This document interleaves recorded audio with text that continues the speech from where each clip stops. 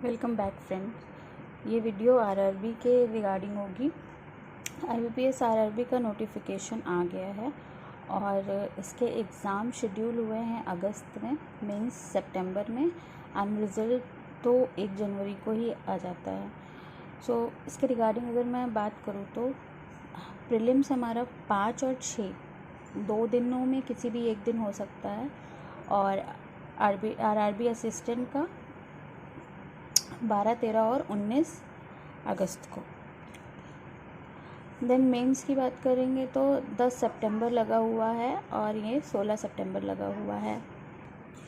अब हमारे पास अभी 2 महीने हैं, पूरे 2 महीने हम अच्छे से इसके लिए तैयारी कर सकते हैं, और फिर उसके बाद 1 महीने रह जाएंगे मेंस के लिए। अगर हम ओवरऑल होल देखें तो हमारे पास 3 महीने रहेंगे तैयारी के लिए। प्री में मैथ्स और रीजनिंग आता है। ये बहुत अच्छी अपॉर्चुनिटी है उन लोगों के लिए जिनको इंग्लिश में प्रॉब्लम होता है, क्योंकि बाकी सारे बैंक एग्ज़ाम्स में इंग्लिश मैंडेटरी होता है, यहाँ पे इंग्लिश मैंडेटरी नहीं है प्रीलिम्स में। और मेंस में भी अगर इंग्लिश आ रही है तो आपके साथ इंग्लिश के साथ में ऑप्शन भी है कि आप हिंदी भी ऑप्ट कर सकते हैं। तो बहुत सारे लोग जिनको हिंदी नहीं आती है, जिनको इंग्लिश नहीं आती है, जो इंग्लिश में कंफर्टेबल नहीं होते हैं, वो हिंदी प्रेफर कर लेते हैं। हाँ, बट हिंदी बहुत ज़्यादा नॉर्मल नहीं आती है, क्योंकि पास्ट ईयर जो भी लोगों ने दिया है उनका जो भी रहा है रिव्यू, उसके हिसाब से थोड़ी सी तो रहती है डिफ़िकल्ट। वो प्रैक्टिस करनी पड़ेगी, ऐसा नहीं होगा कि विदाउट प्रैक्टिस आप दे लेंगे। यहाँ पे अगर प्रीलिम्स की बात करते हैं तो मैथ्स में 40 क्वेश्चंस 40 मार्क्स के लिए, एंड रीजनिंग में भी 40 क्वेश्चंस 40 मार्क्स।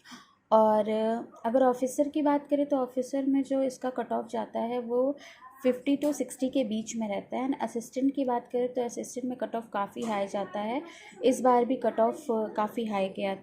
अगर हम कहें तो जो बच्चे यूपी से होंगे उनके लिए तो कट ऑफ बहुत मुश्किल, कुछ स्टेट है जिनकी कट ऑफ बहुत ज़्यादा जाती है। आप मान के चलिए कि 80 आउट ऑफ आपको 75 प्लस रखना होगा अपना अटेम्प्ट एक्यूरेसी के साथ, तभी आप सेलेक्ट हो पाएंगे। और अगर मेंस की बात कर लेते हैं तो मेंस में मैथ्स, रीजनिंग, इंग्लिश और हिंदी, कंप्यूटर एंड जीके आता है। मैथ्स में 40 क्वेश्चन 50 नंबर के लिए, रीजनिंग में भी 40 क्वेश्चन 50 नंबर के लिए। यहाँ पे जब मार्क्स आते हैं तो उसको 1.5 से मल्टीप्लाई कर देते हैं। Then English 40 question 40 marks, computer में 40 क्वेश्चन आएंगे 20 मार्क्स के लिए। तो जब मार्क्स आते हैं तो उसके नंबर हाफ हो जाते हैं, और कंप्यूटर की कट ऑफ भी बहुत ज़्यादा नहीं जाती है।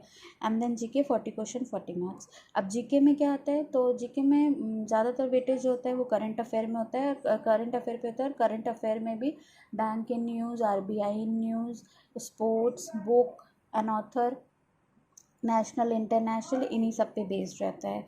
देन मेंस के बाद इंटरव्यू होता है, वो भी सिर्फ पीओ के लिए होता है। ऑफिस असिस्टेंट में पीओ नहीं होता है।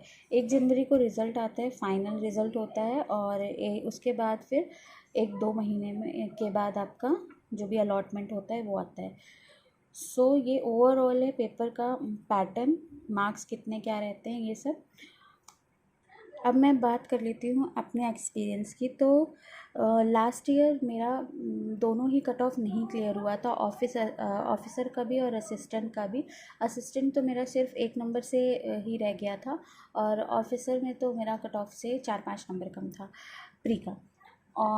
इसके पहले 2021 में मेरा क्लियर हुआ था, और 2021 में अगेन असिस्टेंट में मेरा 1.75 कट ऑफ से कम था, और ऑफिसर मेरा कट ऑफ क्लियर था। तो ऑफिसर का मेंस मैंने दिया था 2021 में, और वहाँ पे मेरा आया था 82 पॉइंट समथिंग मार्क्स थे मेरे ओबीसी कैटेगरी से, और कट ऑफ 75 समथिंग गई थी। मेरा कट ऑफ ओवरऑल क्लियर था, बट मेरा सेक्शनल कट ऑफ रह गया था। मेंस में सेक्शनल कट ऑफ होता है, तो ये चीज़ का ध्यान रखें। बहुत बार ये होता है कि लोग कंप्यूटर में रह जाते हैं। मेरा कंप्यूटर भी क्लियर हो गया था। मुझे कंप्यूटर में डर लग रहा था, बट कंप्यूटर निकल गया था। मेरे साथ प्रॉब्लम इंग्लिश में हो गई थी। मैंने इंग्लिश में अटेम्प्ट कम किए थे। उसके 2020 में इंग्लिश की कट ऑफ बहुत कम गई थी। उस हिसाब से मैंने इंग्लिश का अटेम्प्ट किया था, और इस बार पेपर इजी था तो कट ऑफ काफ़ी अच्छी चली, काफ़ी अच्छी नहीं गई थी, 8.5 ऐसे ही नंबर गई थी, और मेरा 7 पॉइंट था। तो 1 नंबर इंग्लिश में कम था, जिसकी वजह से मेरा ओवरऑल सिलेक्शन रुक गया था। अगर वो हो जाता तो और उसमें भी मेरे पास टाइम सफिशिएंट था। हाँ, इसमें जो टाइमिंग होता है ये अलॉटेड नहीं होता है, ये टाइम आप अपने अकॉर्डिंग, जो भी आपको ओवरऑल टाइम मिलेगा आप अपने अकॉर्डिंग शफल कर सकते हैं। जैसे बाकी सारे बैंक एग्ज़ाम्स में होता है, टाइम फिक्स होता है कि उस टाइम के बाद ही नया सेक्शन खुलेगा और वापस आप पुराने सेक्शन पे नहीं जा सकते। इसमें ऐसा कुछ भी नहीं है। प्री में भी मेंस में भी आपको जो सेक्शन जब करना है आप कर सकते हैं, जिस टाइम पे जहाँ स्विच करना है आप स्विच कर सकते हैं। तो ये भी एक अच्छा रहता है इस एग्ज़ाम में। सेकेंड थिंग, इस एग्ज़ाम में ये रहता है इंग्लिश नहीं आती है तो वो भी एक अच्छी चीज़ है। तो अब किन लोगों को इसको अप्रोच करना चाहिए, जो प्रिपरेशन कर रहे हैं उनके लिए तो है ही, बट जो लोग अभी सोच रहे हैं प्राइवेट जॉब कर रहे हैं, जिनको लगता है कि उनको गवर्नमेंट की तरफ जाना चाहिए और बैंक की प्रिपरेशन ठीक ठाक उन्होंने कर ली है, तो उनको डेफिनेटली ये फॉर्म भरना चाहिए। क्योंकि प्री में इंग्लिश, हाँ जिनको इंग्लिश से प्रॉब्लम है वो तो ज़रूरी भर सकता है। मैथ्स और रीजनिंग है, अगर आपकी स्पीड अच्छी है, नहीं भी है अगर आपके बेसिक्स क्लियर है तो आप 2-3 महीनों में अपनी स्पीड अच्छी कर सकते हैं। सो अगर आपकी स्पीड अच्छी है और करंट वगैरह को तो देखना पड़ेगा, आप मंथली वगैरह देख सकते हैं। सो और कंप्यूटर अगर मतलब बेसिक्स आपकी ठीक है तो आप एक बार ट्राई कर सकते हैं। अगर इस बार नहीं भी होता है तो एक आइडिया लग जाएगा, सो नेक्स्ट में आपका ज़रूर से हो जाएगा। एंड देन इंटरव्यू तो आफ्टर मीन्स होता है। इंटरव्यू का तो जब मेंस क्लियर हो जाएगा उसके बाद डिस्कस करना। मैंने इंटरव्यू दिया नहीं है तो मुझे आइडिया नहीं है।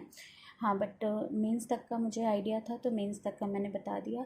बहुत मुश्किल नहीं है, इजी है, क्लियर हो सकता है। मेरी कुछ सिली मिस्टेक्स की वजह से नहीं क्लियर हुआ था, बट इस बार मैं कोशिश करूँगी कि इस बार वो सिली मिस्टेक ना हो। और सिली मिस्टेक क्या, सिर्फ इंग्लिश में और अटेम्प्ट कर सकते थे, टाइम था मेरे पास, बट थोड़ा सा मुझे मेडिकल इश्यूज़ हो गए थे जिसकी वजह से मैं नहीं कर पाई थी। और ये कोई एक्सक्यूज़ नहीं था, बट मुझे थोड़ी प्रॉब्लम हो गई थी जिसकी वजह से मैंने इंग्लिश के क्वेश्चन अटेम्प्ट नहीं किए थे। मेरे पास more than half an hour बचा हुआ था, बट कोई नहीं हो पाया तो वो एक्सक्यूज़ ही रह गया। बट 2022 का नहीं कट ऑफ क्लियर हुआ था, तो वो भी है कि 2022 में फिर कट ऑफ नहीं क्लियर हो पाया, उसका भी बहुत दुख है। सो अब 2023 में जितना भी कमी छूटा है उन सबको पूरा करना है और 2023 में कोई ना कोई एक जॉब तो लेनी ही है। Best of luck.